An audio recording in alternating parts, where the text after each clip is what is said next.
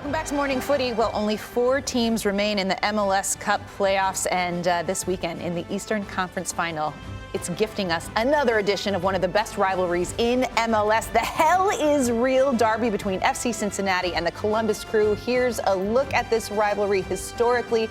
It began in 2017 with FC Cincinnati's US Open Cup win over the Crew, and what was a huge upset for them.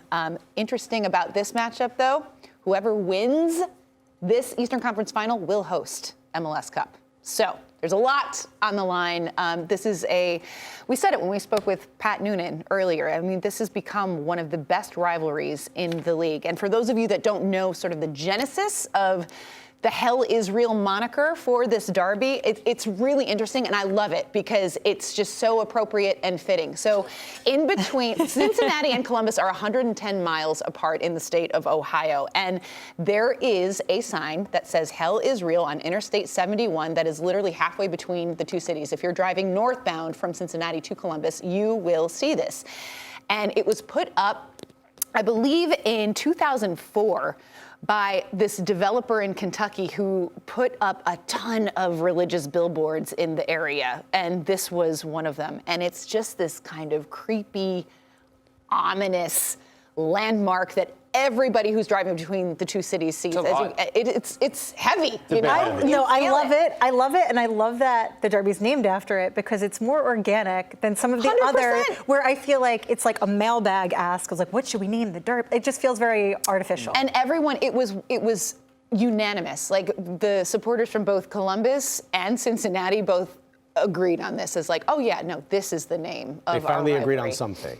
Finally agreed on something. I know. But we've talked about, we saw historically kind of how this rivalry has gone, and it's always fire. It's always spicy. There's always a ton of goals in these matches, and Columbus has So both teams to score on your bet for this weekend? Oh, geez. You gotta Here we do go. it. That no. was obvious. You know what? It probably doesn't pay that much. You're right. The odds are probably not great for. It does produce a lot of goals, though. But I think that when we think about the rivalries, this one is so pure, it's so organic, and the fact that it is in an Eastern Conference Final, the team that wins is going to host an MLS Cup. It's just, I don't know, you couldn't really ask for more. This has to be the sort of the creme de la creme of this iteration of rivalries. Alexis. It's a lot. And it's so tough to decide which way to go. Cincinnati have been so dominant at home. They've looked so good defensively. Columbus, incredible offensively. In the attack, they're incredible. I looked it up. Columbus leads against the two of them when comparing both teams. They lead in goals. They lead in shots creation. They lead in field tilt. They lead in possession. Cincinnati only lead in goals conceded and long balls made. I mean, it's tough to sit here and decide, but also Cincinnati very rarely loses at home to Columbus. It's either a draw or they lose away on the road. The last one was a 3-0 loss. I mean, this is such a tough. Has Columbus ever won a TQO? Yes, in 2020. In 2020. Was the last time they won. In 2019. But they split the series this year. 2017. Yeah, they did. Yeah. With a lot of goals. With a lot of goals. In both of them. This feels like a precursor. This feels like the final before the final. Cincinnati and Columbus are better than Houston and LAFC. So you think whoever wins this? My hunch is that the winner here is going to go on to win MLS Cup, but obviously a final has to be played. It's 90 minutes. It can go once you're in the final, anything can happen. But on paper, and after having seen what these 4 teams have done this season, Cincinnati and Columbus are the top 2 teams out of the 4. Obviously things change, but that's why it feels like the stakes are even higher because they're going into this one knowing, wow, more than ever, we're going into MLS Cup muscles flexed. They've been both of these teams wildly impressive. It's such interesting stories for both teams because FC Cincinnati, we've spoken a lot about how terrible they were when they first came into the league, and they spent, their first 3 seasons in existence at the very, very bottom of the standings, and they were the golden or the wooden spoon holders for years. And now in 2 seasons, what Pat Noonan has done is incredible. The turnaround is absolutely remarkable. And then for Columbus, they won MLS Cup in 2020 in the COVID year under Caleb Porter.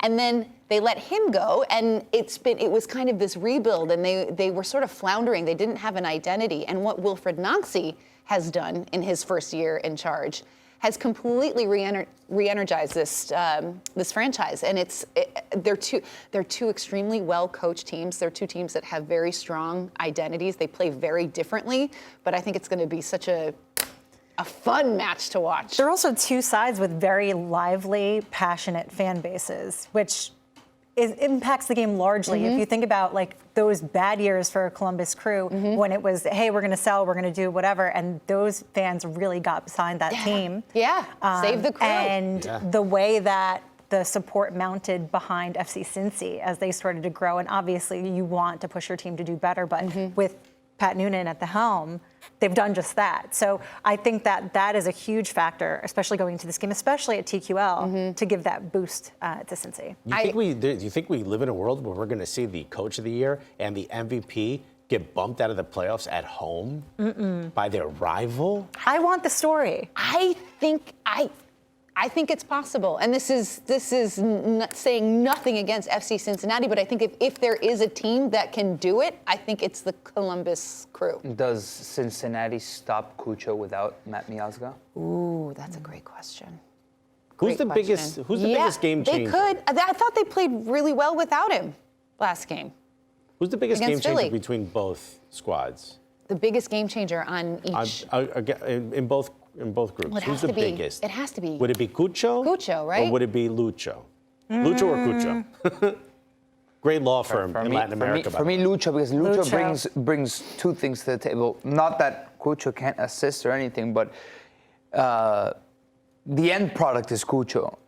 Lucho Acosta is what the team gravitates around. The engine. Him. He's the nucleus, I'd say. I feel like Columbus can get it done without Cucho getting on the scoreboard. I feel like Cincinnati will struggle much more if okay, let's put it this way. If Acosta has the worst game of his career, Cincinnati will struggle more than Columbus if Cucho has the worst game of his career. Okay. So does that answer the game changer? No, not Yes, really. to me, Like, I think then that's Lucho, Acosta. but you have to anticipate that tactically they're going to want to try to isolate Lucho because he's a string puller. Yeah. And so even if he's not involved in goal creation and getting shots off, you don't want him on the ball. So Also, good luck doing that. And also, if Columbus is going to push everyone forward, find me one player good enough to pick out a good through ball or someone that could get, Brendan Vasquez in the attack on a quick transition, and that's Lucho Acosta. So this is such a wonderful matchup. I'm so excited for this weekend.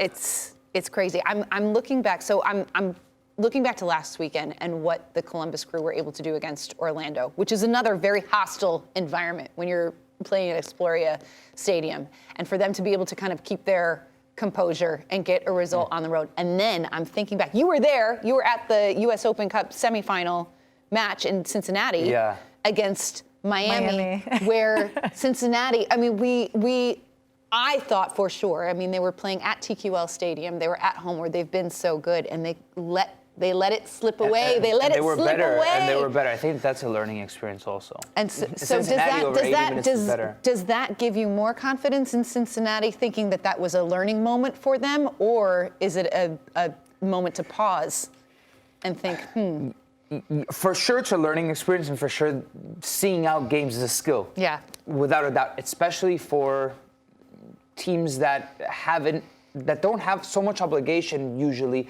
Obviously, like Cincinnati. Cincinnati is not an LAFC. Cincinnati's a team that's never won MLS Cup. Yeah. This is now they have the obligation, right? And just like against Inter Miami, you look at it on paper, it's like, oh wow, Cincinnati is a team that's playing better football, but now they have the obligation to close out against Inter Miami, and they couldn't. So,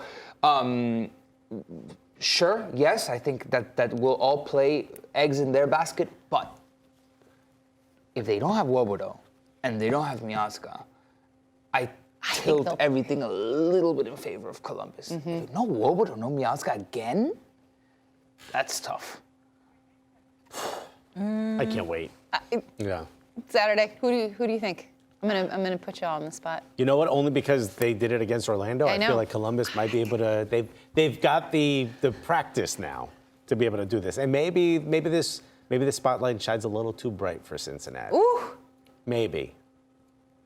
Don't remember that if the final is Cincinnati. I'm going with Cincy. I want this for them. I think that just in terms of, I guess, the romantic side of football. Absolutely. When I think of Cincinnati, I think romantic. Yes. It is. It's a lovely place. You want to see a team that's never done it wrap it up with a neat little bow. I think of a 3-time MLS Cup champion like Darlington Nagbe, who I'm going to reference something that I used the other day on the show because I really like it. Darlington Nagbe, mucho fútbol. Mucho fútbol. He's so good. Mucho fútbol. They just re-signed him too. I don't know. So I have a weird feeling about Columbus. I don't know. I don't know. I would be thrilled for either team. I know that's such a. It's like Go Sports. I love all my against children. one against a home team. It's going to be great. 6 p.m. Eastern on Apple TV this Saturday, the Eastern Conference Final.